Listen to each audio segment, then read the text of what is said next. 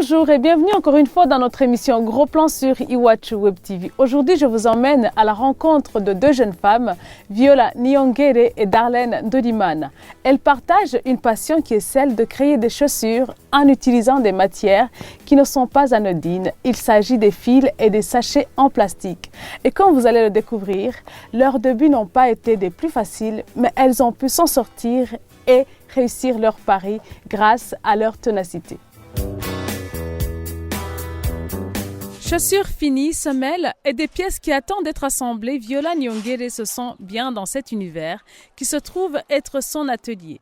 Passionnée de tricotage, cette jeune femme a commencé par essais et erreurs avant de pouvoir créer ses propres chaussures à base de fils tricotés. Diplômée en génie mécanique et sans emploi, Viola a dû se débrouiller pour subvenir à ses besoins. J'ai essayé avec les chaussons pour les bébés. Mais j'ai dit que c'est pas trop rentable et je m'en suis dit, et si je changeais avec les sandales, ça sera mieux. Donc j'ai commencé par essai erreur, mais j'ai fini par de bons résultats. Et voilà, jusqu'à maintenant, je continue à faire des sandales. Encore naissante, l'entreprise de Viola n'est pas à l'abri des difficultés, notamment au niveau de la main-d'œuvre ainsi que les matières premières qui ne sont pas disponibles sur le marché burundais. Je rencontre les difficultés de pouvoir embaucher un grand nombre de personnel. Vous voyez que le crochet, ça fatigue beaucoup, donc j'aurai besoin des autres qui pourront m'aider. Mais en analysant le capital que j'ai, ça me sera plus difficile pour les paiements. Donc j'ai un problème de capital. La première paire de chaussures de Viola a eu du succès en 2017 et depuis lors, elle ne s'arrête plus. Elle s'est également mise à fabriquer d'autres produits comme des boucles d'oreilles, des sacs à main. Thérèse est une des clientes qui s'approvisionne chez Viola et ce jour-là, elle était venue pour récupérer sa commande à l'atelier. Elle ne tarit pas d'éloges quant aux produits de Viola. Je voyais les chaussures des gens venant du Kenya et c'était beaucoup ici. Et ils se ressemblaient, les chaussures se ressemblaient. C'était comme de l'uniforme.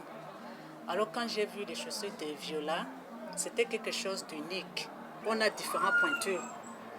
Il y a des gens avec 45, il y a des gens avec 39.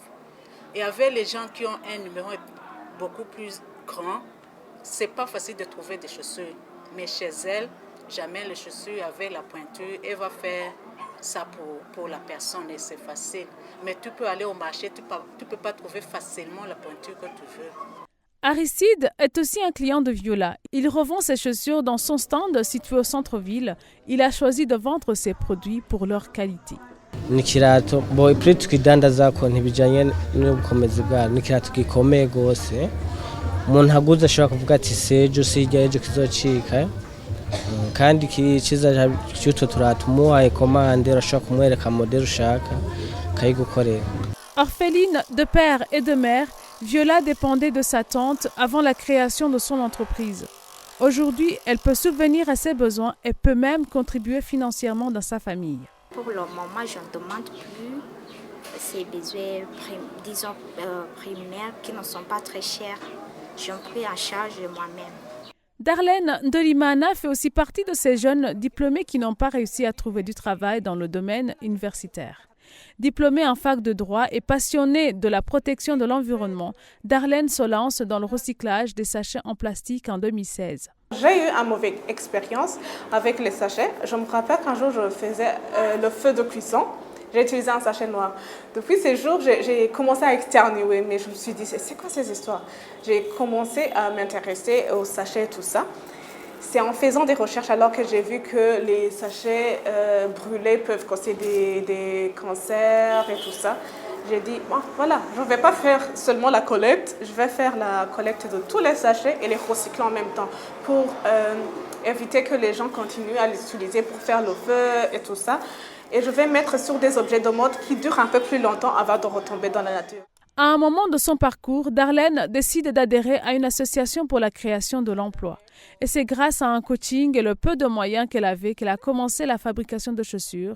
Elle crée par après son entreprise RC Training qui fabrique des chaussures et des broches décorées avec les sachets tressés. J'ai commencé avec 4 000 francs.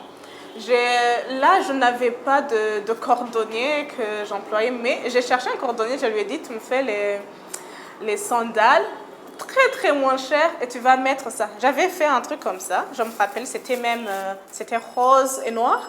Et je lui ai dit, tu vas mettre ça. Il m'a dit, tu es folle. Les sachets et sur les sandales, je dis, fais ce que tu veux, je te donne 4 000 francs. Et il n'a même pas utilisé des semelles, il a utilisé des Pirelli, des pneus recyclés. Les débuts n'ont pas été faciles pour Darlene. Elle a dû faire face au manque de matières premières, mais surtout aux moqueries de son entourage.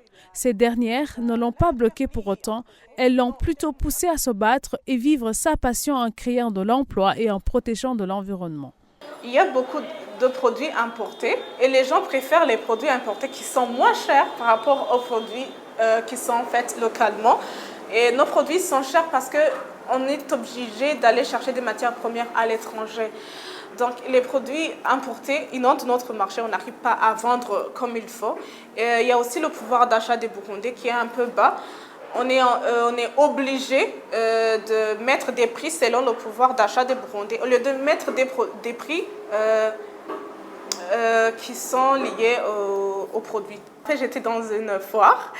C'est un monsieur, il est venu et m'a dit « Toi, tu as étudié, oui. » Oh, je plains tes parents qui ont dépensé de l'argent à te payer une licence et un master alors que tu vas ramasser les poubelles. Tu ne voudrais. Il a aussi ajouté, en fait, si tu étais venu plus, ce serait mieux. Avec son entreprise, Darlene a pu changer la vie de quelques personnes en leur offrant du travail. Cette femme tisseuse non permanente et 2 permanents dont un vendeur et un cordonnier. Ibyo byamaze kunguka ni byinshi nukuri gushika ubu kuva mu kwezi kwa mbere gushika ubu mu kwa gatandatu jewe icyambere ni ahubwo je shazi ko je nkora kandi sinabima no kubimana amahera nabo nsaba amahera makeya je nabaha.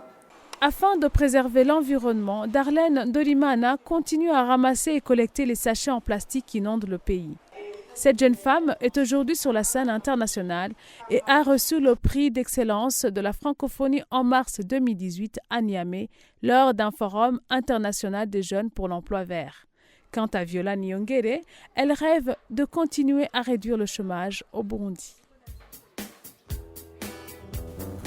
C'est par ici que prend fin ce numéro de Gros Plan sur Iwachu Web TV qui était consacré à de jeunes femmes entrepreneurs et novatrices qui se sont lancées dans la création des chaussures en utilisant des matières pas communes. Merci de nous avoir suivis et quant à moi, j'aurai le plaisir de vous retrouver très prochainement. Cette fois-ci, il sera question d'un ancien journaliste informaticien qui s'est reconverti dans l'agri-business. Merci et à très bientôt.